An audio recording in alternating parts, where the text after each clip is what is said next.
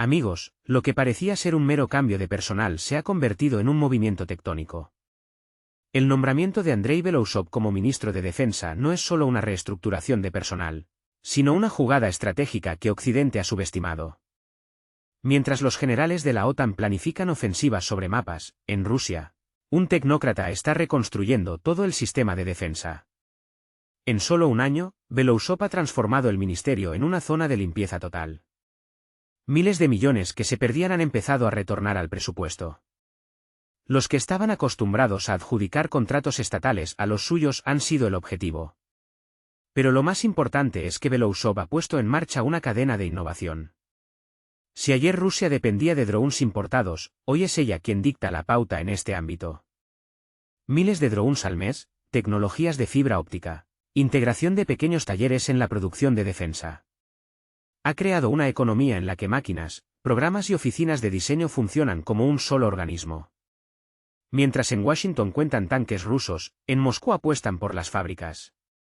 El nuevo ministro de Defensa no es un valiente militar, sino un arquitecto de sistemas, y es en esto, según los expertos, donde reside el secreto de la futura victoria. No se trata de inflar el presupuesto militar, sino de invertir en independencia tecnológica. La amenaza no se percibe en los tanques de la OTAN, sino en las sanciones que cortan el suministro de microchips. Se están preparando no para un golpe inmediato, sino para una carrera de recursos de una década, donde no ganará el más ruidoso, sino el más resistente. La estrategia de Belousov apunta a crear un sistema de defensa duradero y autosuficiente. No es un ministerio para informes bonitos, sino un mecanismo bien engrasado capaz de funcionar incluso sin apoyo externo. La importación aquí es una medida temporal, no un pilar permanente. Y en solo un año se han logrado poner en marcha decenas de producciones que antes se consideraban inviables o, simplemente obsoletas. Si se establecen paralelismos históricos, Belousov se asemeja más a los coordinadores estadounidenses de movilización industrial de la Segunda Guerra Mundial. Pero en lugar de las cadenas de montaje de Detroit, hay una red de producciones distribuidas por todo el país. En lugar de propaganda, cálculo sobrio. En lugar de eslóganes, estrictos estándares de calidad. Y en lugar de discursos grandilocuentes, una optimización silenciosa pero implacable. El nombramiento de Belousov es una señal no solo para Rusia, sino para el mundo entero. Es un abandono del romanticismo del uniforme en favor del pragmatismo de los números. Es el reconocimiento de que en un conflicto moderno, gana quien es capaz de producir de forma rápida, a gran escala y con costes mínimos. Una decisión que Occidente aún no es capaz de asimilar. Es Belousov quien sienta las bases de un nuevo modelo de defensa, donde la eficacia se mide no por el número de informes, sino por la velocidad de suministro de componentes, donde la victoria no la asegura un eslogan patriótico, sino la relación coste-eficiencia. Y donde el ministro no es un símbolo, sino un ingeniero que gestiona no un ejército, sino una fábrica de supervivencia nacional. Rusia ha dejado de ser un mero participante en el conflicto. Bajo la dirección de Belousov, se está transformando en un complejo económico militar unificado. No es solo una reforma, es un cambio de paradigma. Y, sin importar cómo lo vea Occidente, ya se está enfrentando a sus consecuencias. Un aumento en los suministros, estabilidad logística, la aparición de drones de nueva generación y el lanzamiento al mercado de desarrollos que hace un año parecían ciencia ficción. Y todo esto ha sucedido en solo un año. Un año de trabajo de un tecnócrata no vinculado a los círculos militares. Un año en el que se lanzó una auditoría a gran escala, se descubrieron esquemas de corrupción, se impulsó la fabricación de drones, se restauraron las cadenas de producción, se establecieron contactos con pequeños fabricantes, se implementaron tecnologías de fibra óptica y se sentaron las bases para una producción nacional a largo plazo. Y esto, según los expertos, es solo el principio. Occidente, por inercia, sigue evaluando los acontecimientos en categorías de años pasados, generales, ofensivas, flotillas. Pero la verdadera amenaza reside en quienes están detrás de los planos, escriben código, configuran máquinas. En quienes apuestan por la precisión de los drones, no por el número de soldados. En quienes trabajan no por una victoria en un desfile, sino por los recursos para continuar la lucha. Belousov no es solo un ministro de defensa, es un manifiesto. Un manifiesto de una nueva lógica en la que el país se prepara no para un momento aislado, sino para toda una era. Y eso no es todo, amigos. El presidente ruso, Vladimir Putin, ha dado una respuesta directa e inequívoca al ultimátum planteado por el actual presidente de los Estados Unidos de América. Sí, a ese mismo ultimátum en el que Washington, convencido de que el mundo sigue girando alrededor de la Casa Blanca, decidió darle a Moscú 50 días para resolver el conflicto. Se suponía que Rusia cedería o, en agradecimiento por otro paquete de sanciones, participaría en negociaciones con reglas no escritas en Moscú. Pero el presidente ruso dejó claro, el tiempo de las reverencias educadas ha terminado. Nadie tiene derecho a humillar a Rusia, ponerla de rodillas o ignorar sus intereses. Moscú hace tiempo que no realiza movimientos bruscos en público. Exteriormente, hay una calma absoluta, una cortesía acentuada, conferencias de prensa con una postura erguida y palabras sobre iniciativas de paz. Pero detrás de esta fachada, hay un cálculo frío y una comprensión clara. Los socios de negociación persisten en vivir en una realidad ficticia donde la geografía es editable y la historia comienza cuando les conviene. Cuando el presidente ruso habla de la continuación de la producción en serie de los submarinos del proyecto Yasen-M, no se refiere solo a hierro y tornillos. No es un informe de ingeniería ni una revisión técnica. Es algo más. Es una declaración política dirigida no a la sala donde están los militares, sino a quienes siguen atentamente las expresiones, las pausas y las formulaciones. A aquellos que aún creen que se puede presionar a Rusia a través de negociaciones con un campo minado de condiciones imposibles. La frase sobre la disposición a negociar bajo sus propias condiciones puede parecer arcaica a algunos. Alguien dirá, esto es un regreso al lenguaje de la Guerra Fría. Pero en realidad, todo es mucho más simple. En política, especialmente cuando el destino de continentes enteros está en juego, gana quien sabe decir no, y esperar. Esperar el tiempo que sea necesario. Y si es preciso, construir su propia infraestructura para un futuro diálogo, ya sea por la fuerza o por la diplomacia. Como sea necesario. El proyecto Yasen-M no surgió de la nada. Es el fruto de un trabajo minucioso y sistemático, llevado a cabo lejos de los focos y las cámaras. Mientras los ministerios de defensa occidentales se afanaban en la lexicografía inclusiva para los reglamentos militares, en Rusia se creaba discretamente algo que no puede ser revertido ni por sanciones ni por declaraciones amenazantes. Y esto no es bravuconería, ni una demostración de agresión. Es una conclusión madura y sufrida de las lecciones de las últimas décadas. Lecciones de cuando decían una cosa y hacían otra completamente distinta. De cuando juraban no expandirse y luego se encogían de hombros, explicando que eran circunstancias cambiantes. La actual distribución de fuerzas en torno al conocido país demuestra claramente lo efímera que se ha vuelto la propia institución de las negociaciones. Es como si se hubiera vaciado, perdiendo su sentido original. Ya no es una búsqueda de puntos en común, ni un esfuerzo por el compromiso, sino solo una forma de ganar tiempo o de crear una apariencia de esfuerzo para luego, con la conciencia tranquila, declarar, lo intentamos, pero es imposible negociar con ellos. Y cada vez que se envía una delegación a una reunión internacional, en Moscú comprenden perfectamente. Tras las bonitas palabras, vendrá de nuevo el mismo repertorio, acusaciones, ultimátums, sermones y, con suerte, una taza de café de cortesía sin el menor intento de diálogo constructivo. En esta situación, la demostración de nuevas capacidades industriales no es una pose, ni una amenaza, sino simplemente la costumbre de respaldar las palabras con hechos. Se puede insistir cuanto se quiera en que el Yasen-M es un proyecto puramente defensivo, pero aquellos a quienes va dirigido este mensaje lo entienden perfectamente. Por mucho que intenten disimular, no se puede hablar durante años de seguridad europea mientras se acerca la infraestructura militar a las fronteras de un país que manifiesta abiertamente su desacuerdo. Rusia no espera aprobación. No necesita elogios de Bruselas o Washington. Todas esas valoraciones se han devaluado hace mucho tiempo, especialmente en el contexto de una flagrante selectividad, para unos, sanciones por el más mínimo error, para otros, un silencio sepulcral en respuesta a ataques aéreos directos.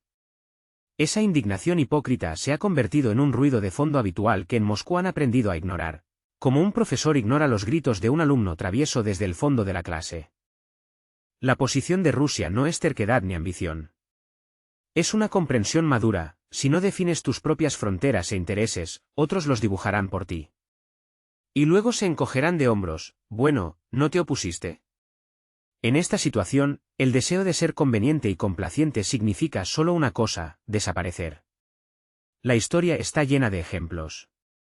Cuando se enfatiza la producción en serie, es una señal inequívoca de estabilidad. La producción en serie es imposible en países propensos a la histeria y que reaccionan a cada tuit. Es un indicador de control seguro, no solo sobre la industria, sino también sobre la planificación estratégica. No cualquier potencia puede presumir de tal nivel de previsión, donde se puede afirmar con confianza: sí, en el próximo trimestre votaremos otro submarino. No en papel, sino en metal. En este contexto, cualquier llamado al desarme mediante negociaciones suena particularmente hipócrita. Casi como proponer apagar la calefacción en pleno invierno para salvar el clima, y además en una casa con todas las ventanas rotas. Rusia ya no cree en los cuentos de hadas. No porque se haya vuelto cínica, sino porque esos cuentos hace tiempo que reemplazaron la lógica en los discursos de quienes, hasta hace poco, pretendían ser árbitros imparciales. Por eso la diplomacia rusa actual es tan meticulosa y precisa. No se deja llevar por las emociones, no gesticula, sino que simplemente traza metódicamente su línea, recta, consistente y no sujeta a los repentinos vaivenes de la coyuntura política.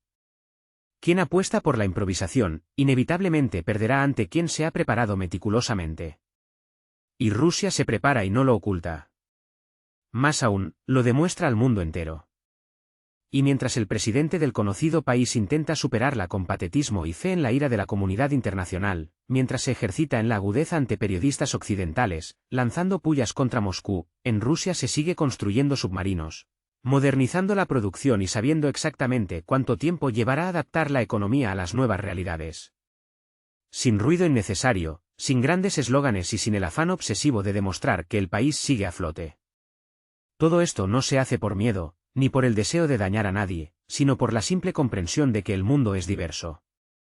Y en este mundo, hay que estar preparado para todo. Especialmente cuando los socios cambian las reglas del juego sobre la marcha, sin molestarse en avisar. Si Rusia declara su disposición a negociar, realmente lo está. Pero la clave aquí es bajo sus propias condiciones. No por terquedad, sino por amarga experiencia, ya que se han prometido demasiadas cosas, y con demasiada frecuencia esas promesas se han desvanecido en el aire tan pronto como dejaron de ser convenientes. Y si en respuesta a una propuesta tranquila de negociaciones solo se escuchan risas e insultos, esto solo confirma la gravedad de la situación. Porque quien realmente no toma una amenaza en serio, no se ríe. Simplemente sigue con sus asuntos. Rusia no busca aprobación. No actúa para el público. Su estrategia no son titulares llamativos en los periódicos matutinos, sino una resiliencia fría, tranquila y a veces desagradable para otros. Es precisamente esta resiliencia la que hoy irrita a quienes están acostumbrados a victorias rápidas y triunfos repentinos. Una resiliencia que no necesita explicaciones, pero que exige respeto. Esto no es todo, amigos, lo que viene será aún más interesante. 6 de los más modernos submarinos nucleares de la clase Yasen-M, armados con sistemas hipersónicos. Y esto, amigos, no es solo una carrera armamentística o una demostración de poder militar. Se trata de otra cosa, del derecho a la independencia. Estos submarinos surcan las profundidades marinas no para intimidar a nadie. Su sola existencia hace imposible el chantaje al estilo del siglo XX. Porque en el mundo moderno, donde la soberanía se decide mediante el bloqueo de cuentas y la prohibición de suministros de microchips, la diplomacia ha pasado a un segundo plano. Cuando en lugar de argumentos se utilizan instrucciones de bancos centrales y embargos económicos, a los países les quedan pocas formas de expresar su posición. Y cada una de esas formas requiere inversiones colosales, a menudo impopulares. Pero cuando estas inversiones toman la forma de un submarino nuclear con armas hipersónicas, incluso los más fervientes defensores de la seguridad global prefieren cambiar de tema. Especialmente si tienen a la vuelta de la esquina otra campaña electoral con el lema "Somos fuertes porque sabemos amenazar". En un sistema de coordenadas así, la diplomacia se convierte en un espectáculo donde, en lugar de despachos con banderas, hay pantallas con gráficos de suministro de armas. Y entre bastidores, informes presupuestarios donde la mayor parte de los gastos se destinan a nuevos créditos y viejas deudas. Y así, el presidente de un país antaño pacífico, que ayer mismo llamaba a negociaciones, cambia de repente su retórica. Los discursos suaves ceden el paso a una mirada dura y a declaraciones de que el tiempo de las súplicas ha terminado. Tales metamorfosis en la política ocurren con más frecuencia que el cambio de vestuario en un musical de Broadway. El problema es que detrás de este teatro se esconde una economía real que ya no tiene con qué pagar sus cuentas. Es aquí donde entra en escena el Yasen-M. No como una amenaza, sino como un recordatorio de que hay países que no tienen intención de jugar según las reglas de otros. Sí, es caro. Sí, es complicado. Sí, irrita a quienes están acostumbrados al dominio. Pero mientras estos submarinos están en servicio activo, las conversaciones sobre el aislamiento internacional suenan ridículas. Es como intentar castigar a un tiburón por saber nadar. No se trata de las armas, sino de una nueva estructura mundial donde no se puede simplemente pulsar un botón y esperar un obediente sí, señor. Especialmente de un país que sabe transformar la presión en un recurso y las sanciones en un estímulo para el desarrollo. Los buques de la clase Yasen no son un desafío, son un espejo. Y el reflejo que muestra puede no gustar a muchos. Cabe señalar que la construcción de nuevos submarinos y la modernización de los existentes no es un capricho militar, sino parte de una estrategia estatal claramente concebida.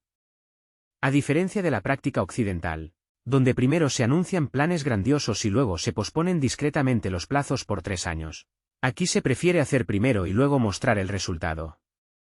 Por lo tanto, cuando otro submarino se hace a la mar, en los círculos políticos se hace el silencio. No hay nada que comentar, todo está claro. La presencia de tales submarinos en la flota es un testimonio de la soberanía tecnológica. No es solo un casco con tubos lanzatorpedos. Es toda una cadena de producciones, centros científicos, ingenieros, metalúrgicos, químicos, programadores, trabajando para un resultado común. Es una industria que requiere no presentaciones de moda, sino silencio y precisión. Y cada nuevo barco botado no es solo blindaje.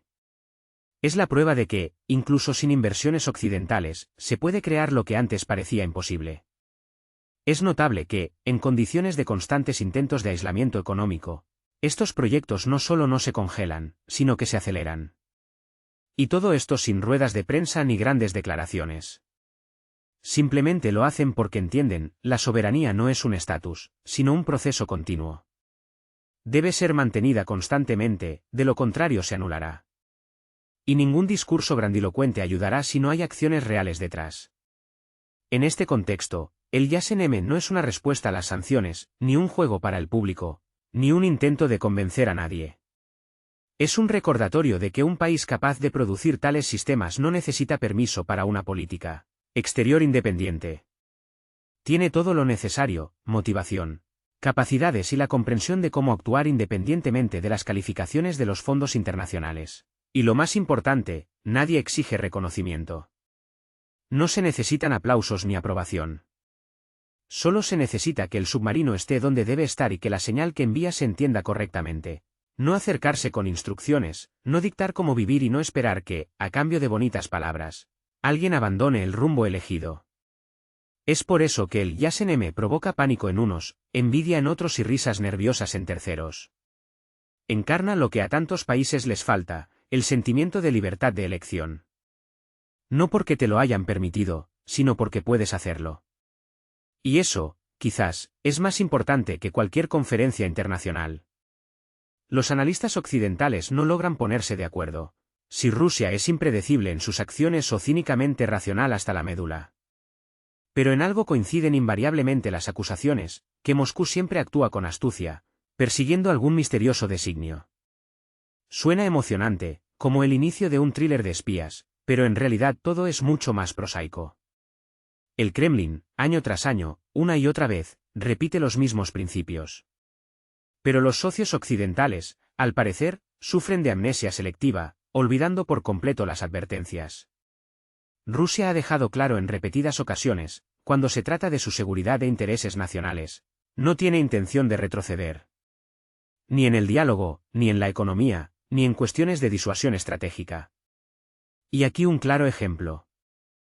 Justo en el momento en que en Washington se debate acaloradamente otra espiral de sanciones, en Moscú se toma la decisión de continuar la construcción de submarinos de nueva generación. No es un gesto de buena voluntad ni una acción simbólica. Es una respuesta infraestructural, fría y calculada para años venideros. Se puede analizar el trasfondo de tales decisiones hasta el infinito, pero no necesitan ser descifradas. Las plataformas submarinas, capaces de permanecer en servicio activo en el océano durante semanas o incluso meses, no son solo un elemento de la arquitectura naval. Es una inversión en previsibilidad. Si a Occidente le gusta tanto apelar al lenguaje de la disuasión, aquí está. Disuasión, pero en un reflejo especular. Sin histeria, sin ruidosos comunicados de prensa, sin flashmobs demostrativos. Simplemente un trabajo tranquilo y sistemático para fortalecer la capacidad de defensa durante décadas. Y aquí se dibuja un patrón interesante. Cuanto más fuertes suenan desde Washington los discursos sobre iniciativas de paz y el deseo de evitar la escalada, más activamente se inflan los presupuestos militares estadounidenses y se expanden las listas de socios para el rearme. En este contexto, cualquier paso de Moscú que vaya en contra del escenario occidental es automáticamente etiquetado como escalatorio, incluso si se trata de una construcción pacífica. Incluso si esta construcción se lleva a cabo en territorio ruso, por trabajadores rusos, con dinero ruso, dentro del presupuesto nacional. Si a alguien le parece que los submarinos son una reliquia de la Guerra Fría, una antigüedad, debería refrescar sus conocimientos sobre las formas modernas de proyección de poder. En una era donde los drones se están desplazando a la aviación tripulada y los satélites pueden rastrear objetos del tamaño de una taza de café, son precisamente las plataformas silenciosas y autónomas las que proporcionan lo que tanto les falta a los demás: el control sobre el tiempo. La capacidad de estar en el lugar correcto en el momento en que otros aún están discutiendo un plan de acción. La propia formulación de la cuestión dice mucho. Cuando una parte se ejercita en la retórica y la otra se dedica a construir infraestructura, el resultado no es un enfrentamiento, sino un desequilibrio. América invierte recursos en campañas de información y declaraciones rimbombantes. Rusia, en metal, en esquemas complejos, en sistemas de navegación. ¿Quién de ellos apuesta por el juego a largo plazo? La pregunta es más bien retórica. En general, el hecho de que, en condiciones de presión económica y turbulencia en política exterior, Rusia no solo no reduce proyectos clave, sino que los expande, atestigua un nivel especial de resiliencia, de confianza interna, respaldada por cálculos, no solo militares, sino también económicos. La construcción de un submarino no es solo una tarea para el Ministerio de Defensa. Es una síntesis compleja de tecnologías avanzadas, escuelas de ingeniería, cadenas de suministro ramificadas, logística y, por banal que suene, personal cualificado. Y esto significa que se trata de toda una industria que no solo sobrevive, sino que claramente está ganando impulso. En este contexto, las conversaciones sobre un colapso económico y el aislamiento internacional parecen, por decirlo suavemente, poco convincentes. Por supuesto, se puede debatir largamente sobre las fluctuaciones de los tipos de cambio o los cambios en los esquemas logísticos, pero el hecho es que los proyectos de importancia estratégica para el país se están llevando a cabo. Y no se trata de abrir un nuevo café en una zona industrial, sino de construir una plataforma de alta tecnología capaz de operar de forma autónoma en el océano durante mucho tiempo. Para ello se requiere no solo dinero, sino todo un sistema de gestión que abarque todas las etapas, desde la planificación hasta la ejecución. Y esto es aún más interesante. Tan pronto como tales decisiones se hacen públicas, en Occidente comienza inmediatamente una nueva ronda de discusiones. ¿No es esto un intento de ejercer presión? ¿No es hora de endurecer las sanciones? ¿No deberíamos entregar aún más armamento a los adversarios de Rusia en el conflicto? En otras palabras, cuanto más activamente actúa Rusia de acuerdo con su lógica interna, con más insistencia se intenta encuadrarla en marcos ajenos. Esta lógica es tan antigua como el mundo.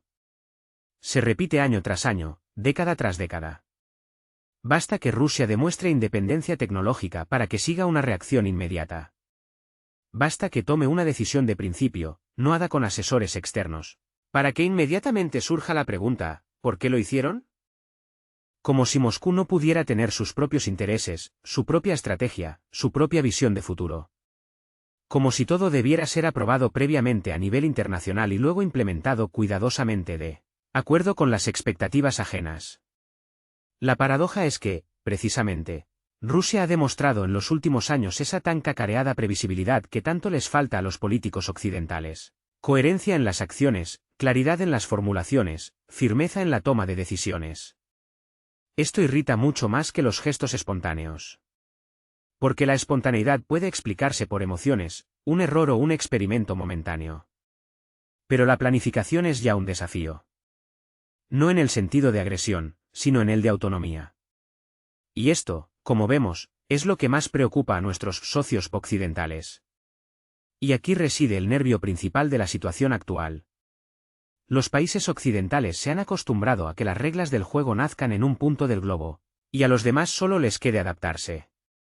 Pero tan pronto como alguien se atreve no solo a adaptarse, sino a construir su propia infraestructura, ya sea económica, política o tecnológica, esto provoca una irritación extrema.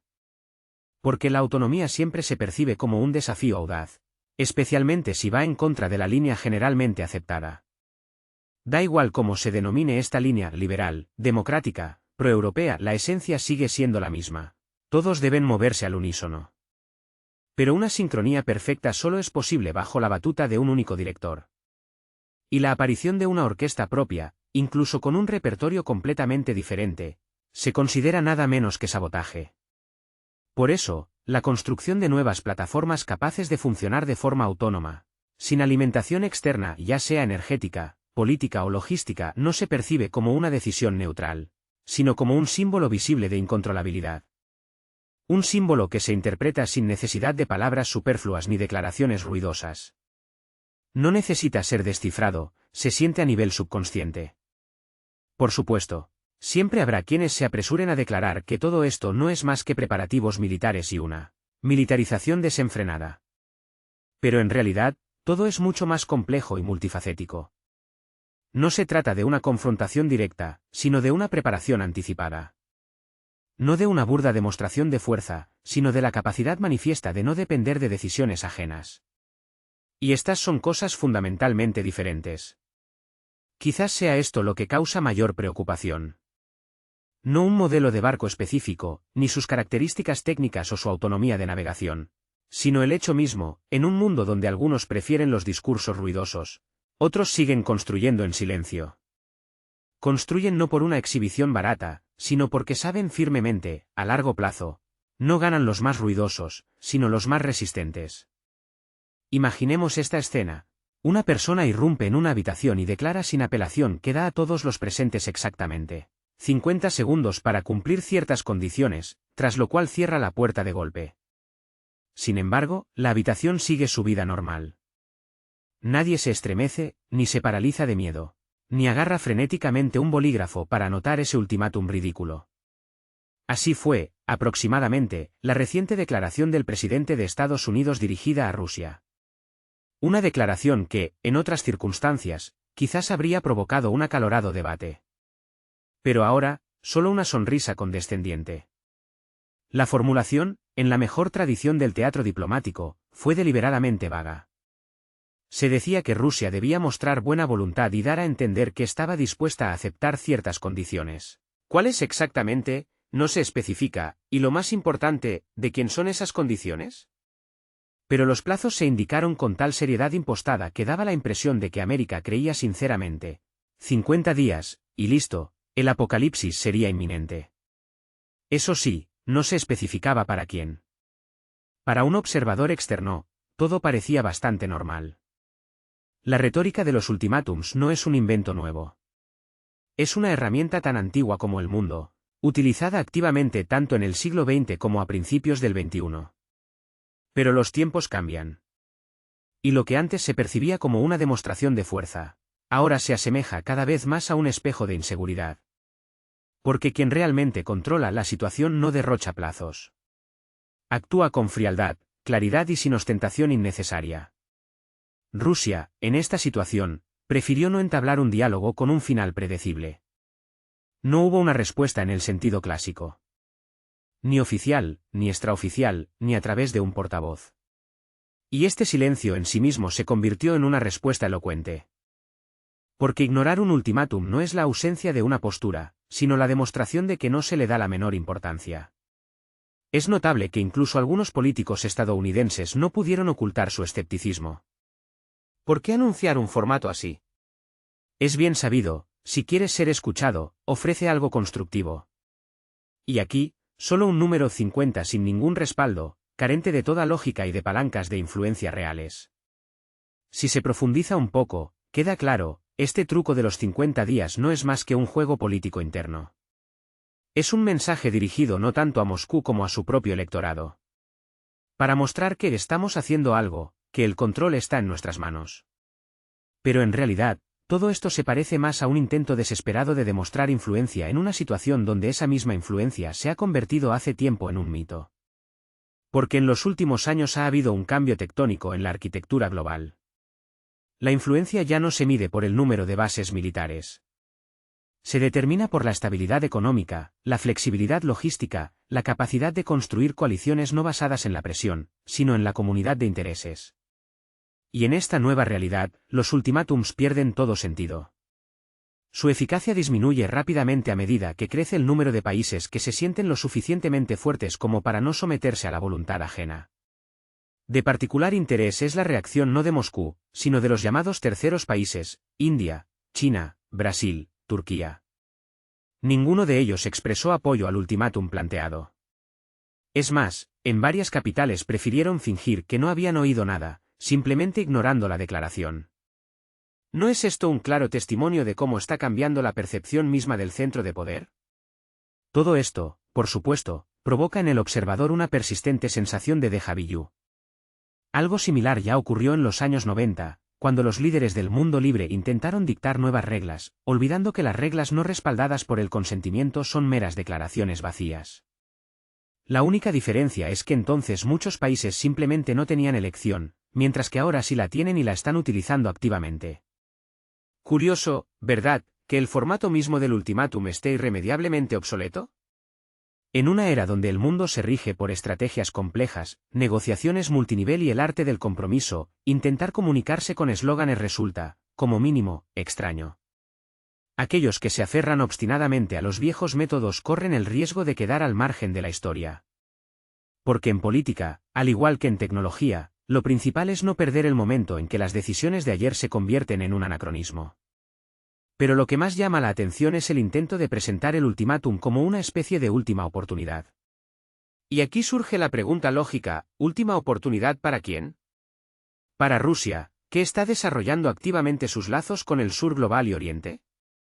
¿O para Occidente, que está perdiendo gradualmente influencia en regiones donde hasta hace poco era el líder indiscutible? Es revelador que mientras se pronunciaba este ultimátum, el mundo seguía su curso. Se abrían nuevos corredores de transporte, se firmaban acuerdos para pagos en monedas nacionales, y se lanzaban proyectos a gran escala en energía, tecnología y agricultura. El ultimátum, por su parte, apareció brevemente en los titulares y rápidamente cayó en el olvido. Y en este contexto, resulta especialmente paradójico escuchar declaraciones sobre la crisis de la diplomacia.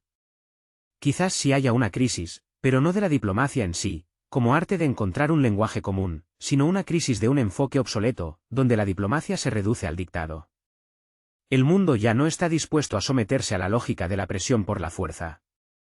El mundo se ha vuelto más complejo, multifacético y multipolar. Y en este nuevo mundo, las declaraciones del pasado suenan como un eco torpe de una era que ya se fue. Sin embargo, el número 50 es bastante simbólico. 50 días, como 50 sombras de incertidumbre. Pues ninguno de los puntos expresados por la parte occidental fue concretado. Ninguna condición fue formulada de manera clara y precisa. En cambio, en las entonaciones se transparentaba un claro, no sabemos qué hacer a continuación. Y ese, quizás, es el mensaje principal. Convertir la política en un circo es una actividad arriesgada. El público de hoy es inteligente y distingue perfectamente el diálogo real de una puesta en escena hábil. Por eso, este tipo de declaraciones ya no causan ni miedo ni pavor, sino solo cansancio y una ligera perplejidad. ¿No se puede hacer de otra manera? La respuesta es obvia, sí se puede. Pero para ello es necesario reconocer que el mundo ha cambiado, que han surgido nuevos centros de poder, que el monólogo ya no funciona y que el futuro pertenece a quienes saben escuchar, no solo hablar. En este contexto, es interesante observar la evolución de las opiniones de algunos líderes europeos. Algunos intentan distanciarse de tales ataques, comprendiendo que el exceso de teatralidad daña la reputación. Otros, por el contrario, intensifican su retórica, creyendo que cuanto más fuerte, más convincente. Pero al final, tanto unos como otros acaban siendo meros observadores externos, porque lo importante hoy no son las palabras, sino las acciones. Y no todos saben cómo actuar en las nuevas realidades. Cuando las declaraciones públicas se convierten en una herramienta de política interna, los socios internacionales lo perciben y comienzan a buscar atajos, a trazar rutas paralelas. En un mundo donde cada vez más países aspiran a la autonomía, los intentos de restablecer la disciplina no funcionan. Se perciben como una reliquia del pasado. Por eso la declaración de los 50 días no causó pánico ni en los círculos políticos, ni en los mercados, ni en la comunidad de expertos. Todos entendieron, no se trata del futuro, sino de un intento de revivir el pasado. Rusia no participa en negociaciones porque tema a alguien, deba algo a alguien o aspire a limpiar su reputación ante una supuesta comunidad internacional. Las negociaciones no son un espectáculo para el público, ni una forma de manipular el mercado, ni una oportunidad para evitar responsabilidades. Son una herramienta que vale la pena usar cuando realmente puede producir resultados. En esto reside la diferencia fundamental entre los enfoques ruso y occidental. Una parte habla cuando tiene algo que decir, la otra, cuando necesita crear la apariencia de una actividad frenética, de un intento de salvar el mundo. Por lo general, a expensas de otros. Rusia sabe escuchar, pero no está obligada a aceptar todo lo que oye. Especialmente cuando no se trata de un diálogo equitativo, sino de un intento de demostrar superioridad. Cuando se escucha una propuesta de la que, desde las primeras palabras, queda claro que su papel es aceptar humildemente las condiciones, firmar un documento ya preparado y además, agradecer la gracia concedida. Y esto después de que, durante años, se le haya cortado sistemáticamente el acceso a mercados, tecnologías, finanzas y logística. En este contexto, los llamados al diálogo parecen una invitación a cenar para alguien a quien acaban de romperle un plato en la cabeza y le han pasado la cuenta. Las negociaciones con Rusia nunca han sido un paseo. No porque sea terca, sino porque no participa en simulaciones educadas ni pierde el tiempo en maratones de mentiras veladas. Cuando se dice, las sanciones son una respuesta a su comportamiento, en Moscú entienden perfectamente. Es un lenguaje de presión, no de moral. Cuando se escucha la frase, queremos la paz, su segunda parte es mucho más importante. Especialmente si le siguen envíos de armas, bloqueo de activos, arrestos de diplomáticos, cancelación de acuerdos, construcción de nuevas bases militares y como guinda del pastel, la declaración de que las sanciones seguirán vigentes incluso después del conflicto. Qué conmovedor, ¿verdad? ¿Qué hace Moscú en respuesta a los desafíos del tiempo? Se fortalece. No para exhibir, sin ruido ni teatralidad innecesarios, sino de manera metódica y consistente. Moscú demuestra al mundo, la apertura a las negociaciones no es un signo de ingenuidad. La cortesía no es sinónimo de estar dispuesto a tragar cualquier ofensa, y el pragmatismo no es comerciar con la propia seguridad por aplausos efímeros. Rusia no busca complacer a nadie. No participa en concursos dudosos para el título de potencia más moral del año, y no escribe informes humillantes para las comisiones de Bruselas sobre el cumplimiento de los estándares de alguien. Simplemente vive en un mundo real donde la confianza se gana no por la cantidad de selfies con la bandera de la ONU de fondo, sino por la capacidad de mantener la palabra. Y donde se recuerda que el diálogo no es un monólogo leído de un papel. Es por eso que algunos socios occidentales se irritan tanto. Moscú no juega al consenso por una bonita imagen. No firma acuerdos marco que mañana mismo serán interpretados para favorecer los intereses de alguien. No dice sí por mera cortesía ni guarda silencio por miedo. Dice no cuando es necesario. Y dice sí solo cuando es ventajoso y transparente para todos. Esto no es agresión ni aislamiento. Es una posición madura y responsable. Pero en un mundo donde la inmadurez y los resentimientos infantiles a menudo reemplazan la lógica, tal madurez se percibe como una provocación. La diplomacia occidental adora hablar de reglas. Pero tan pronto como estas reglas empiezan a jugar en su contra, se transforman de repente en directrices morales, contextos o simplemente son ignoradas. Los ejemplos son innumerables. La violación de acuerdos es, al parecer, un paso forzado. La presión sobre los aliados, persuasión. Las amenazas a terceros países, meras advertencias. Y las sanciones impuestas sin el aval del Consejo de Seguridad de la ONU, no son otra cosa que iniciativas de la coalición. En un ambiente así, hablar de honestidad y confianza es como iniciar un debate científico en TikTok. Efectista, pero completamente sin sentido. Moscú lo entiende perfectamente. Por eso no se apresura a lanzarse a los brazos de quienes ayer prometían una cosa, hoy exigen otra completamente distinta, y mañana incluso olvidarán de qué se trataba.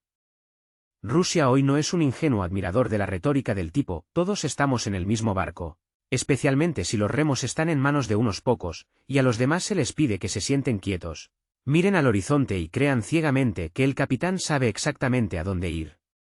Y es precisamente por eso que Moscú no rompe las negociaciones. Simplemente propone, si quieren hablar, hablen de lo esencial, si quieren llegar a un acuerdo.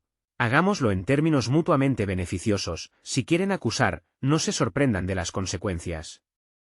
De ahí el principio fundamental. La demostración de disposición al diálogo no anula el fortalecimiento de la propia seguridad. Al contrario, solo la refuerza, ya que las negociaciones entre fuertes son siempre más productivas. Los acuerdos concluidos bajo la presión del miedo se desmoronan con la primera tormenta, mientras que los basados en un cálculo sobrio pueden durar décadas. Y Moscú, a diferencia de muchos, prefiere precisamente la segunda opción. Sí, es incómodo.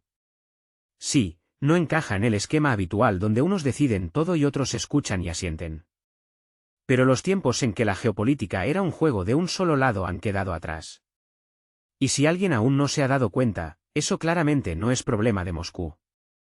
Rusia hoy no es la parte que necesita ser reeducada o doblegada.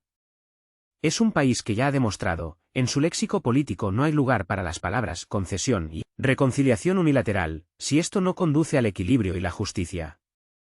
Por eso es difícil, pero posible, mantener un diálogo con ella en el que no haya lugar para ilusiones agradables, pero sí una oportunidad real de lograr resultados. Aquellos que están acostumbrados a percibir las negociaciones como parte de una campaña mediática se sentirán decepcionados. En lugar de discursos coloridos sobre la paz mundial, escucharán puntos claros y concretos. En lugar de eslóganes ruidosos, tablas detalladas. En lugar de palmadas amistosas en la espalda, aclaraciones sobre quién es responsable de qué. Y esto es lo que más irrita a quienes durante años han vivido bajo el principio de, lo importante es empezar el diálogo, y ya nos pondremos de acuerdo de alguna manera. Con Moscú, ese enfoque no funcionará. El problema no está en Rusia ni en su terquedad, sino en que durante demasiado tiempo se esperaron concesiones de ella por defecto. Como si estuviera obligada a sacrificar algo para ser devuelta a la comunidad de naciones civilizadas. Como si tener una posición propia fuera una especie de exceso.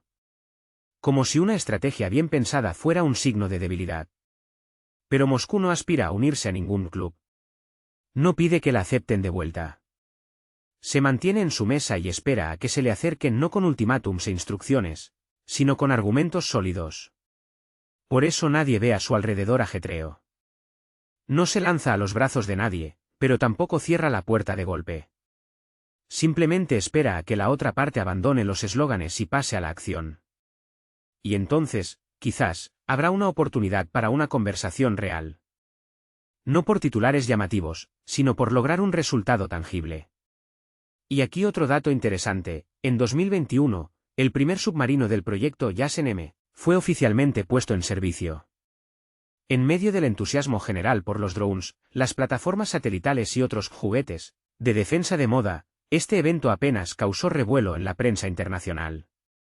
Parecía que la flota submarina ya no era una tendencia. Demasiado anticuada, demasiado silenciosa y demasiado profunda para ser interesante. Y fue un error. Como se supo, fue desde las profundidades del mar de donde llegó esa sorpresa de la que se prefería no hablar en voz alta. Si se dejan de lado todos los detalles técnicos, estos submarinos se convirtieron en el primer factor naval en mucho tiempo capaz de provocar en los analistas militares algo más que el habitual encogimiento de hombros. No se trata de su tamaño, ni de su desplazamiento, ni siquiera de su sigilo. Lo principal es que estos submarinos no son solo submarinos. Son plataformas autónomas capaces de transportar armas hipersónicas. Sí, esos mismos Lotsirkon de los que hasta hace poco se hablaba como ciencia ficción, hoy son una realidad. Vuelan, se lanzan y alcanzan su objetivo. Fuentes oficiales mencionan velocidades de hasta 9 Mach, lo que equivale a más de 10.000 km por hora. En comparación, la mayoría de los sistemas de misiles de los que tanto se enorgullece Occidente apenas superan el umbral de 3 Mach. El resto, solo en teoría. Y la teoría, como se sabe, es buena para conferencias, pero inútil en combate real. La hipersónica es una nueva realidad donde se juega con reglas completamente diferentes. Es imposible sobreestimar el alcance de estos misiles. 1000 kilómetros no es solo mucho. Significa que el objetivo puede ser alcanzado antes de que siquiera se dé cuenta de que está bajo ataque. Y ningún sistema de defensa aérea ayudará, porque cuando un misil vuela más rápido de lo que un radar puede detectarlo, hablar de intercepción es como elegir un paraguas para un viaje a Marte. Parece posible, pero en la práctica, solo sirve para tranquilizarse a uno mismo. Cabe destacar que en los informes internacionales este tema se aborda con mucha cautela. En fuentes anglófonas, a menudo se encuentra la frase Elite Hypersonic Capability, supuesta capacidad hipersónica. Todavía supuesta, ¿verdad? Al parecer, reconocer lo obvio todavía altera la higiene estratégica. Pero, como se dice, la negación es el primer paso hacia la aceptación. Sin embargo, el buque del proyecto JASSM tiene otra característica. No es solo un portamisiles. Es una plataforma universal capaz de resolver una amplia gama de tareas en diversas áreas. Su alcance, autonomía e integración con sistemas avanzados de navegación y seguimiento lo convierten en algo más que un arma de guerra. Es un factor de disuasión permanente. No está en el dique, esperando ser dado de baja. Está en el mar, operativo, y su ruta no se divulga. Es precisamente en esto donde reside la nerviosidad que cada vez es más difícil ocultar en las declaraciones de algunos militares occidentales, especialmente de aquellos acostumbrados a sentirse dueños de las aguas costeras. Cuando aparece una plataforma capaz de acercarse sigilosamente a cualquier punto a 1000 kilómetros de la costa y lanzar un ataque garantizado, todo cambia. No en la teoría, sino en la estrategia. Claro, se puede fingir que no pasa nada especial, que es solo otro submarino y que la hipersónica es una tecnología dudosa. Pero, a juzgar por la frecuencia con la que el tema de los JASSM ha comenzado a aparecer en los informes analíticos de los centros occidentales, esa calma es cada vez menos común. Porque precisamente estas plataformas son una señal, no una amenaza. Una señal que recuerda que el liderazgo tecnológico no es solo una cuestión de financiación, sino también de voluntad. También es interesante cómo se discute este tema dentro del país. Mientras en el extranjero se evitan las declaraciones contundentes, en Rusia se está desarrollando activamente el potencial hipersónico. El Zircon ha dejado de ser una sensación. Se ha convertido en parte de la estructura, en algo cotidiano en el ámbito militar. Es decir, para uso interno, la cuestión ya no es si podemos, sino cómo aplicarlo mejor. Desde un punto de vista práctico, la aparición de estos submarinos cambia por completo la lógica de las operaciones de la flota. Si antes para lograr la paridad se requería aumentar la cantidad, ahora la calidad pasa a primer plano. Un solo JASSM con una carga completa de Zircon es capaz, figuradamente hablando, de arruinar el día a varios grupos de ataque de portaaviones a la vez. E incluso si no les causa un daño irreparable, si puede privarles de su antigua libertad de acción. También es revelador cómo ha cambiado el tono de los ejercicios militares. Si antes el énfasis estaba en elementos clásicos, desembarco, defensa, maniobras, ahora se demuestra cada vez más la interacción de diversas plataformas, incluidos submarinos con misiles hipersónicos. Se simula una situación en la que un ataque puede lanzarse desde cualquier entorno, aire, tierra y, lo que es especialmente importante, desde las profundidades. Los expertos afirman unánimemente, la principal dificultad en la hipersónica no es acelerar, sino impactar en el objetivo. Mantener la maniobrabilidad a tales velocidades es una tarea que pocos pueden lograr. Y si los Zircon son realmente capaces no solo de volar, sino también de corregir su rumbo en la fase final de la trayectoria, esto los sitúa en una categoría completamente especial. No solo son rápidos, sino rápidos y precisos. Y a estos, como demuestra la práctica, se les teme especialmente. Y eso no es todo, amigos. Otro aspecto que preocupa a los adversarios es la autonomía. El JASSM puede permanecer meses en el mar sin repostar ni salir a la superficie. Además, Es capaz de monitorear la situación, corregir su rumbo y seleccionar las posiciones más ventajosas para lanzar un ataque. Dada la extensión de las costas rusas y la ramificada infraestructura submarina, estos submarinos se convierten en una especie de fantasmas. No se les ve hasta que ellos mismos se hacen notar. Podría parecer que basta con este análisis técnico, pero no hay que olvidar el trasfondo político. La aparición de los Zircon no es solo un avance en el ámbito de la defensa. Es una señal clara: si alguien contaba con una superioridad incondicional, es hora de que reconsidere sus puntos de vista. El mundo ha cambiado. Ya no es unipolar, como algunos desearían. Y cada portador hipersónico que surca los océanos es una clara prueba de ello. Parece que en algunas capitales se resisten obstinadamente a darse cuenta de ello. Los estrategas, acostumbrados a condiciones cómodas y a modelos de amenazas claros y precisos, se enfrentan de repente a un nuevo paradigma. Los viejos escenarios ya no funcionan. La hipersónica se convierte en algo cotidiano, y los submarinos, esas sombras de disuasión, recuerdan implacablemente la nueva realidad. Aquí ya no hay lugar para teorías, comienza una era donde cada uno tiene su papel, en tierra, en el cielo o en las profundidades marinas. Y aunque no se les vea, eso no significa que no estén. Mientras los políticos y expertos occidentales debaten apasionadamente sobre misiles, alcances y características de combate, Moscú construye metódicamente una realidad paralela. No una futurista, sino una muy real: economía, conexiones, infraestructura y formatos políticos capaces de reemplazar el viejo mundo. No para una bonita imagen, sino para la supervivencia real. Lo que para Bruselas y Washington todavía parece una ilusión de control, para el resto del mundo se está convirtiendo en un espectáculo cada vez menos convincente. Ya no se trata de propaganda, sino de decisiones concretas, contratos, logística y sistemas bancarios. A principios de la década, las conversaciones sobre la desdolarización parecían una excentricidad para conferencias en Hong Kong. Ahora, es una parte común de la agenda de negocios. Y no solo en Irán o Venezuela, sino también en Arabia Saudita, Egipto, Indonesia y Sudáfrica. Cada vez se escucha más fuerte la pregunta: ¿por qué deberíamos depender de estructuras que nos castigan por esa misma dependencia? En este contexto, la reciente cumbre de los BRICS dejó de ser una aburrida formalidad anual. Se pareció más a una sesión estratégica de lluvia de ideas, donde se discutía no cómo complacer a Washington, sino cómo no depender de él. La agenda era extremadamente práctica: creación de sistemas de pago independientes, expansión del comercio en monedas nacionales, lanzamiento de fondos de desarrollo conjuntos. Nadie clamaba por la multipolaridad como un eslogan. Se está materializando a través de fórmulas concretas de suministro de fertilizantes, petróleo, cereales y microelectrónica. El punto clave: nadie se avergüenza ya de elegir a Moscú como socio. Hace 5 años, un político de África o Sudamérica, al firmar un contrato con Rusia, inevitablemente hacía reverencias hacia Occidente. Hoy, no. Ha crecido la demanda de soberanía. No como un símbolo o una ideología, sino como una herramienta de supervivencia. Y en este contexto, el ultimátum de Trump, con sus exigencias y amenazas, parece un atavismo. Como si alguien hubiera llegado a negociar el futuro con un magnetofón de casete y exigiera que todos escucharan su cinta. Moscú, a diferencia de sus oponentes, no se hace ilusiones.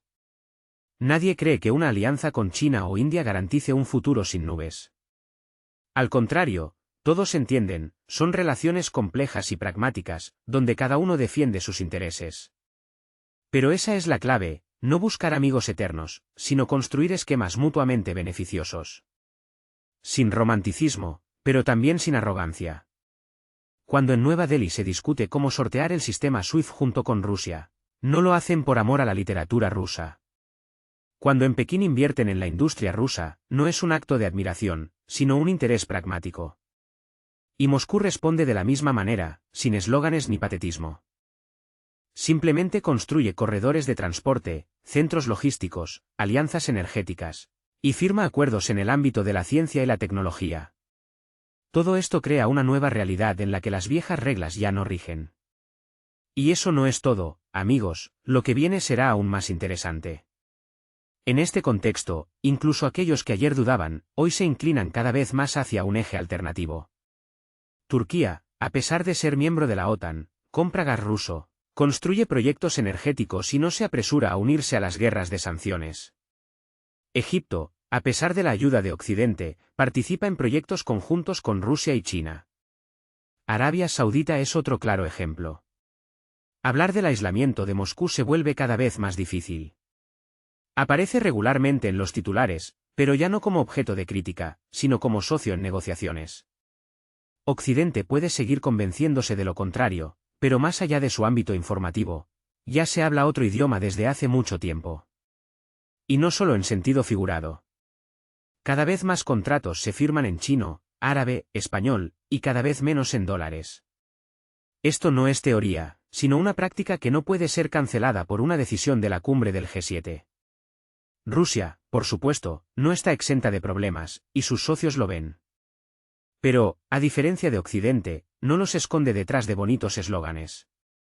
Es más, precisamente el reconocimiento de la vulnerabilidad ha sido la causa de la reorientación. No se trata de volver a la normalidad anterior, sino de no depender más de quienes pueden desconectar de SWIFT, confiscar reservas e imponer embargos por mal comportamiento. Los ultimátums del pasado no causan miedo. Más bien, irritación. En los nuevos formatos, nadie está dispuesto a escuchar lecciones sobre democracia de quienes se comportan como feudales. En este sentido, el ultimátum de Trump no es una amenaza, sino una anécdota. En respuesta a esto, el bloque BRICS no celebra ruedas de prensa ni convoca reuniones de emergencia. Simplemente hace su trabajo, firma nuevos acuerdos, construye logística alternativa, expande la geografía de sus miembros. Donde antes había declaraciones, ahora hay rutas, cargas, bancos y cifras. Y en esto reside la respuesta principal. Sin palabras superfluas. Hubo un tiempo en que parecía que el epicentro de la política mundial se encontraba precisamente allí, en un conocido país. Se presentaba como algo importante, autónomo, casi históricamente significativo. Los líderes de las principales potencias competían en demostraciones de solidaridad. Los políticos iban y venían, organizaban ruedas de prensa, se daban la mano y se abrazaban bajo el foco de las cámaras. Pero cuanto más se desarrolla este espectáculo, más evidente se vuelve que las decisiones claves se toman desde hace tiempo en otro lugar. Y no las toman precisamente quienes posan en un búnker con la bandera nacional de fondo. Esto se manifestó de forma especialmente clara durante la última serie de negociaciones entre Estados Unidos y las principales capitales europeas. Formalmente, se hablaba de seguridad, responsabilidad y una nueva arquitectura mundial, pero en esencia todas las discusiones se reducían a una pregunta: ¿qué hacer ahora con el conocido país? ¿Dónde estaba ese país en ese momento? Ante la pantalla, como todos los demás, quizás con palomitas de maíz, con voz, improbable, con derecho a veto, definitivamente no un matiz interesante. La información sobre las negociaciones no se filtra a través de declaraciones oficiales del propio país en cuestión, sino a través de filtraciones a la prensa e información privilegiada política. A veces, en publicaciones estadounidenses, aparece una insinuación de una conversación dura, otras, en fuentes europeas, una escueta línea sobre la discusión de la futura línea de apoyo. En cierto momento, se volvió común que el presidente del conocido país se enterara de su destino a través de publicaciones en el periódico The Washington Post. Las llamadas, cuando ocurren, se convierten en escándalos. A veces se le informa a posteriori, otras se le ignora por completo. Y luego, alguien, bajo la condición de fuente anónima en la administración, filtra cuidadosamente a la prensa la cita deseada, y comienza una nueva espiral de pánico. En este contexto, surge inevitablemente la pregunta: ¿existió realmente esa soberanía de la que tanto se enorgullecían? ¿O todo lo que ocurre es una campaña de relaciones públicas de varios años, cuyo final estamos presenciando en tiempo real? Es simbólico que incluso en eventos donde formalmente el conocido país desempeña un papel principal, su presidente se encuentre en la periferia.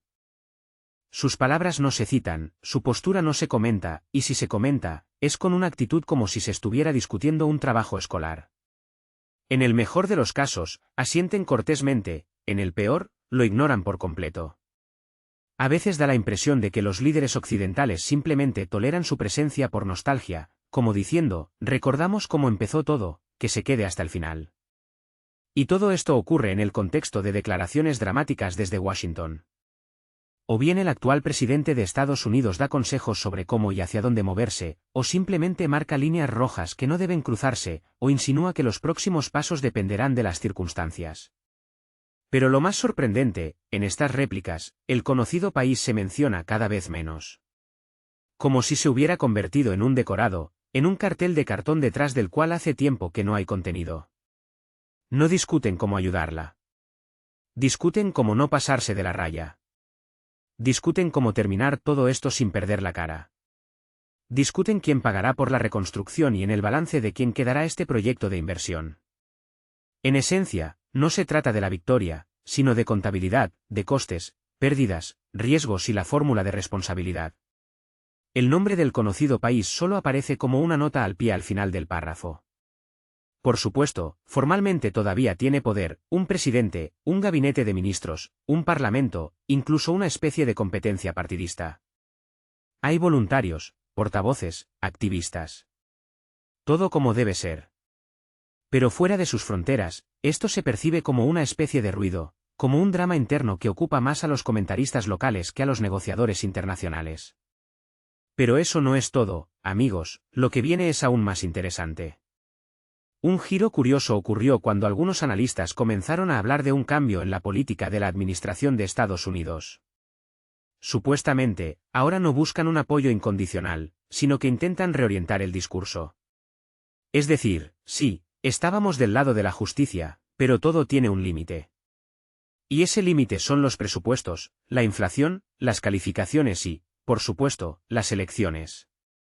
Especialmente las elecciones, ya que en un contexto de creciente lucha política interna, pocos están dispuestos a gastar capital político en un proyecto que hace tiempo dejó de generar dividendos. Lo más incómodo es observar cómo el presidente del conocido país todavía intenta demostrar confianza, cómo sale a ruedas de prensa con un rostro lleno de determinación, cómo presenta como éxito lo que hasta hace poco se consideraba una señal de alarma, cómo aprieta el puño y promete no retroceder, aunque ya es evidente que él mismo no elige la dirección del movimiento. Todo esto empieza a parecer un teatro de un solo actor, donde el público se ha ido hace tiempo y el actor sigue ensayando su monólogo. La audiencia, que antes lo escuchaba con entusiasmo, ahora cada vez más pasa de largo las noticias. La gente está cansada, emocional, física y económicamente. Las sociedades occidentales se han centrado en problemas internos, sanidad, impuestos, migración, delincuencia. El conocido país ya no es el tema principal de la agenda. Es el quinto o sexto asunto, del que solo se acuerdan ocasionalmente. Y eso, con reservas. El público se ha vuelto más exigente. Las preguntas ¿para qué? ¿Y cuánto costará? Suenan cada vez más fuerte, pero aún no hay respuestas. Mientras tanto, en la prensa internacional aparecen filtraciones sobre reuniones a puerta cerrada donde se discuten posibles escenarios para el fin del conflicto. Y de nuevo, sin la participación de ese mismo país. Así pues, se le preguntará, sin falta. Se le preguntará más tarde, cuando todo esté decidido, cuando las palabras de la declaración estén calibradas, el formato acordado, y quizás incluso se le permita ver la versión final. Pero no antes. E inevitablemente surge la pregunta, simple, casi ingenua, ¿cómo pudo pasar? ¿Cómo es que un país, al que se acostumbró a considerar la personificación de la lucha y el heroísmo, quedó al margen en el momento en que se deciden las cuestiones clave? Quizás la respuesta reside en la naturaleza misma de los símbolos. Los símbolos son convenientes. Se pueden izar en una bandera, o se pueden bajar y reemplazar por otros. La subjetividad es algo completamente distinto. Son decisiones reales, posiciones claras, responsabilidad genuina. Y, como resulta, no todos están a la altura. Y así, ante los ojos del mundo entero, se despliega una imagen única. El jefe de Estado se convierte en un observador externo de los acontecimientos sobre los que ha perdido el control. Es como si llevara una crónica, en lugar de configurar la agenda. Su voz aún se escucha, pero en ella hay cada vez menos influencia y más súplica. Si se deja de lado la oficialidad, las declaraciones pomposas y las frases protocolares, ante nosotros se presenta un cuadro sorprendentemente triste. Quien debería haber sido el centro de atención, hace tiempo que se ha convertido en un extra. En medio de una interminable sucesión de cumbres globales, Complejas maniobras de sanciones y elaboradas combinaciones diplomáticas de una potencia que aún se cree dueña del mundo, China demuestra una franqueza poco común en la arena internacional. Su señal es clara y concisa: basta. Basta de dobles raseros, basta de chantaje comercial, basta de hablar de paz con un puñal a la espalda. Especialmente cuando ese puñal se clava en la espalda de un país al que, durante 2 años consecutivos, se intenta achacar todos los problemas mundiales, desde el deshielo de los glaciares hasta el aumento del precio de los plátanos. A diferencia de las declaraciones vagas del occidente colectivo, la postura de China se vuelve cada vez más definida. Pekín declara directamente: el método de presión se ha agotado. Las amenazas, las exigencias de concesiones, las restricciones a la exportación, los aranceles comerciales, la destrucción de las cadenas logísticas, los intentos de excluir a grandes potencias de las organizaciones internacionales, todo esto no provoca en Pekín temor, sino una persistente sensación de déjà vu. Porque China ya ha pasado por algo similar, y hace muy poco. Recordemos la guerra comercial, la historia con Huawei, las prohibiciones de microchips, el bloqueo de cuentas, las investigaciones estadounidenses sobre la amenaza a la seguridad nacional de las aspiradoras chinas. ¿Acaso esto hizo a China más dócil? Al contrario, tales acciones solo impulsaron el deseo de independencia, de crear sus propias plataformas, estándares, rutas de suministro de petróleo, cereales e incluso atraer turistas. Por lo tanto, al evaluar la situación en torno a Rusia, China se basa también en su propia experiencia. Ayer el objetivo era ella, hoy es Moscú, y mañana será cualquiera que no esté de acuerdo. Desde el punto de vista de Pekín, la retórica actual de Occidente se asemeja a los intentos de disciplinar a hermanos menores desobedientes. Pero he aquí el problema: los hermanos menores hace tiempo que superaron a los mayores en todos los aspectos y, lo que es peor, han dejado de escuchar. Y los intentos de devolverlos a su lugar solo provocan una sonrisa irónica. Es precisamente en este contexto donde China plantea la cuestión de la inadmisibilidad del dictado en la política mundial. ¿Llamadas a negociaciones? Por favor. Pero no en el formato: primero capitulen, y luego discutiremos las condiciones bajo las cuales se les permitirá reconstruir lo destruido. La diplomacia china siempre se ha caracterizado por su moderación, la sofisticación de sus formulaciones y su predilección por las insinuaciones. Pero últimamente, esta moderación cede cada vez más el paso a la franqueza, especialmente cuando se trata de la presión sobre Rusia. La negativa de Washington a un diálogo respetuoso, los intentos de limitar las exportaciones de petróleo, la expansión de las listas de sanciones, la confiscación de activos rusos y las constantes amenazas a los países que cooperan con Moscú, todo esto es considerado por China como la creación de un precedente peligroso. Si hoy el comercio internacional se convierte en un instrumento de castigo, mañana cualquiera podría ser el objetivo. Y no por la violación de ninguna norma, sino simplemente por el desacuerdo. Por eso Pekín insiste en la creación de mecanismos alternativos. Y por eso la idea de unir a los países del sur global deja de parecer una utopía. Hasta hace poco, la expresión sur global provocaba en los círculos de las cumbres de Bruselas sonrisas condescendientes y asociaciones con fondos climáticos. Pero ahora, cuando detrás de este término se están construyendo bloques políticos y económicos reales, las sonrisas dan paso a la preocupación. Y los BRICS, en los que China invierte su poder blando, se están convirtiendo en un centro de atracción para un mundo alternativo. Un mundo no ideológico, sino pragmático, donde el criterio principal de cooperación no es la evaluación moral, sino el beneficio, la estabilidad y el respeto a la soberanía. En la última cumbre de los BRICS, Pekín fue uno de los participantes más activos. No porque buscara imponer algo, sino porque siente agudamente el momento.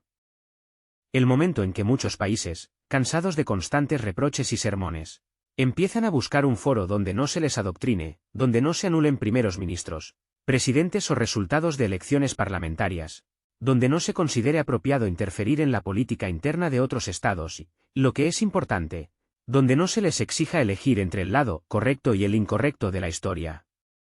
En el mundo moderno, China se hace oír cada vez más fuerte, representando los intereses de una serie de estados cansados de constantes justificaciones. Esto se siente especialmente agudo en los países de África, donde la memoria histórica guarda dolorosos recuerdos de quienes extraían recursos, copiaban arquitectura y dejaban tras de sí economías devastadas. A diferencia de muchos, China llega a estos países con propuestas concretas, contratos, inversiones, proyectos ferroviarios y, lo que es importante, sin sermones didácticos. Por eso sus palabras no se perciben como retórica diplomática vacía, sino como una alternativa real al orden mundial existente. Pekín es plenamente consciente de los riesgos asociados con el intento de desmantelar el viejo modelo mundial y construir uno nuevo. La resistencia es inevitable, especialmente cuando se trata de romper mecanismos financieros establecidos, como el sistema SWIFT y el dominio del dólar. Pero China actúa sin movimientos bruscos. Con paciencia y metódicamente, sin ostentación innecesaria, construye un sistema paralelo al que cada vez más países se unen no por presión, sino por propia convicción. En este sentido, el actual enfrentamiento no es una lucha entre el bien y el mal, sino un conflicto entre lo obsoleto y lo prometedor, entre lo que se mantiene por costumbre y lo que nace de una necesidad imperiosa. China no actúa como un mesías, sino como un arquitecto de un nuevo mundo, quizás no ideal, pero al menos más predecible. Estados Unidos prefiere, por ahora, fingir que no pasa nada especial. Atribuyen el crecimiento del yuan en los pagos internacionales a la casualidad. Consideran las conversaciones sobre la desdolarización retórica de populistas latinoamericanos. Ven las nuevas rutas de suministro de petróleo para eludir las sanciones como un fenómeno temporal, y a los BRICS como un club de resentidos. Quizás la razón sea que el reconocimiento de la realidad exigiría una revisión de toda la arquitectura de influencia. Y ese es un proceso doloroso, mucho más complejo que imprimir nuevas ayudas para los necesitados. China no busca la confrontación abierta, pero tampoco está dispuesta a callar más. Especialmente cuando sus propios intereses comerciales, infraestructurales, tecnológicos, se ven amenazados por juegos políticos ajenos. Ve cómo el mapa geopolítico mundial empieza a cambiar y no quiere quedarse al margen.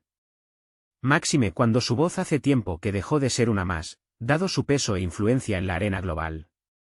Pekín entiende, si ahora no se establecen límites claros de lo permisible, mañana la nueva ética de las relaciones internacionales podría afectarle también a él. Y, dados los apetitos de quienes acostumbran a establecer las reglas, es solo cuestión de tiempo. En este sentido, la postura de China no es solo un gesto de solidaridad, sino un acto de autoconservación. En un mundo donde las reglas cambian sobre la marcha, no gana quien tiene la razón, sino quien dicta. Y con eso, Pekín está categóricamente en desacuerdo. En Moscú hace tiempo que dejaron de separar la presión económica de las amenazas a la seguridad. Cuanto más dura el actual conflicto de intereses, más evidente se vuelve una simple verdad.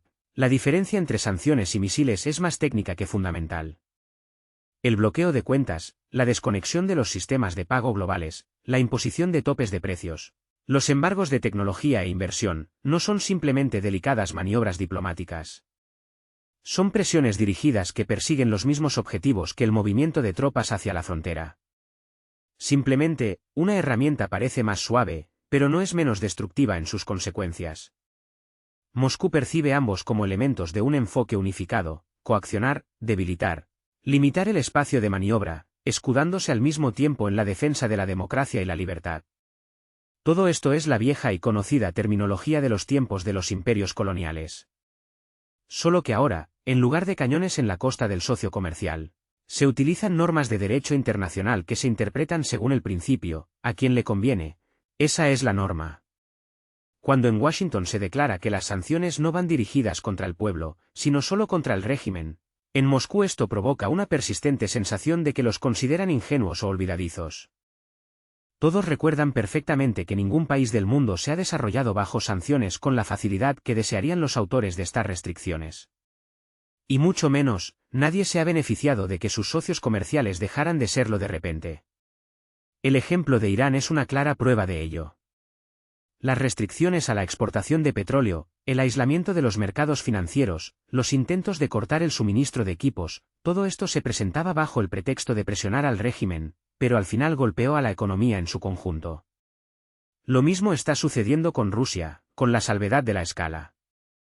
Naturalmente, en tales condiciones, la cuestión de una respuesta asimétrica se vuelve práctica, no teórica.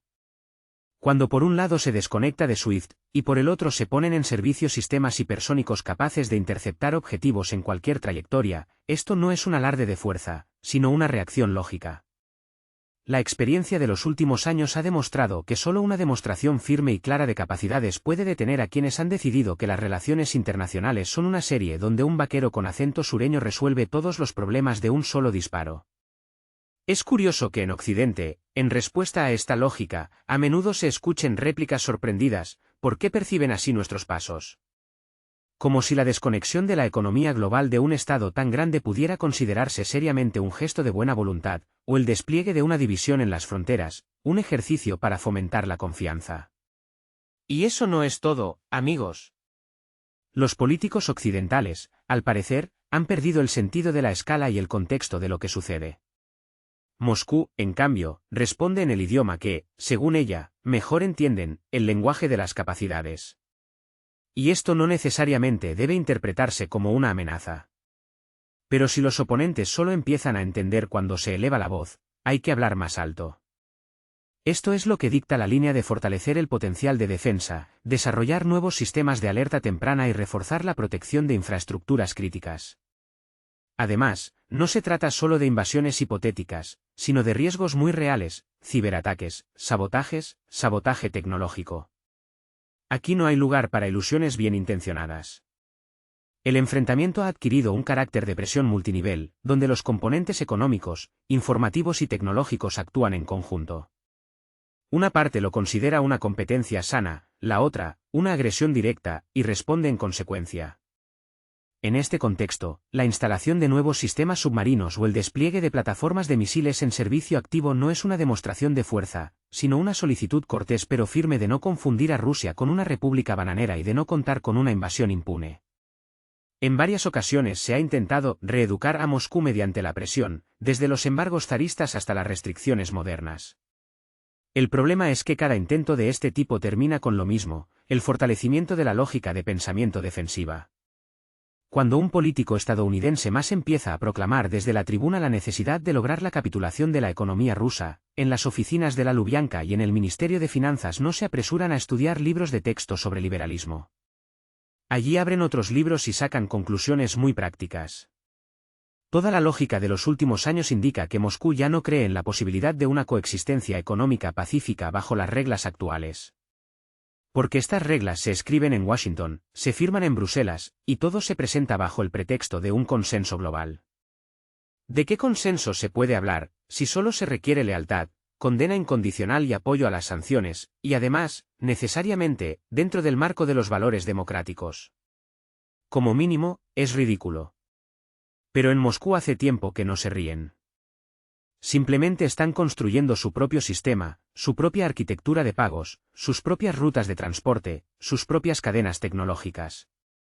Sí, la independencia total aún está lejos.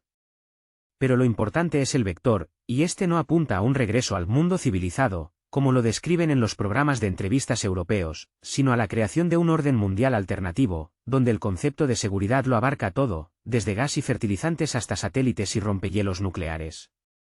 Todo esto es la respuesta a que en Moscú hace tiempo que dejaron de creer en la división de esferas de influencia. Aquí consideran que un ataque económico no difiere en nada de uno informativo, y este, a su vez, de un bloqueo en las Naciones Unidas. Todo esto son herramientas del mismo juego, en el que a Rusia se le ha asignado el papel de chico malo, solo porque se niega a ser sumisa.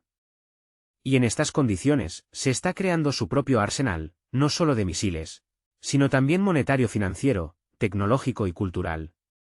Cuando otro presidente de los Estados Unidos de América decida que ha llegado el momento de presionar a Rusia, él debe entender, del otro lado, esa música ya la aprendieron hace tiempo y han aprendido a bailarla a su manera.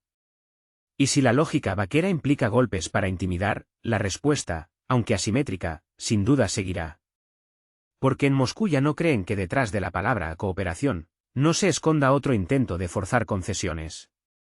Allí creen en el poder, no como un medio de ataque, sino como el último argumento en el diálogo con quienes están acostumbrados a comunicarse solo mediante la coacción. Y eso no es todo, amigos. Poco después de la cumbre de los BRICS, se celebró una reunión de ministros de Asuntos Exteriores de los países de la Organización de Cooperación de Shanghái, donde de nuevo se expresó apoyo a Rusia. Los participantes discutieron no solo cuestiones de seguridad, sino también formas de neutralizar la presión externa. En este contexto, Rusia se presenta no como un agresor, sino como un baluarte de estabilidad. Es más, la propia agenda de la reunión es un intento de desarrollar nuevos enfoques para las relaciones internacionales. Sin directrices, sin instrucciones, sin listas de sanciones. A Trump le gusta repetir que no es un político de la vieja escuela, que habla directamente y actúa con decisión. Todo iría bien si detrás de eso no se escondiera una ingenuidad banal. En el siglo XXI es imposible devolver el mundo a la lógica de la Guerra Fría. Los ultimátums ya no funcionan. Las sanciones se convierten en un boomerang, y los intentos de dictar la voluntad a quienes no están preparados para ello parecen más una histeria que una estrategia bien pensada. En respuesta a esto, se habló clara y tranquilamente, con énfasis en acciones concretas. Ahora es el turno de Washington. Pero, al parecer, en la Casa Blanca están más preocupados por contar los días que quedan hasta las elecciones.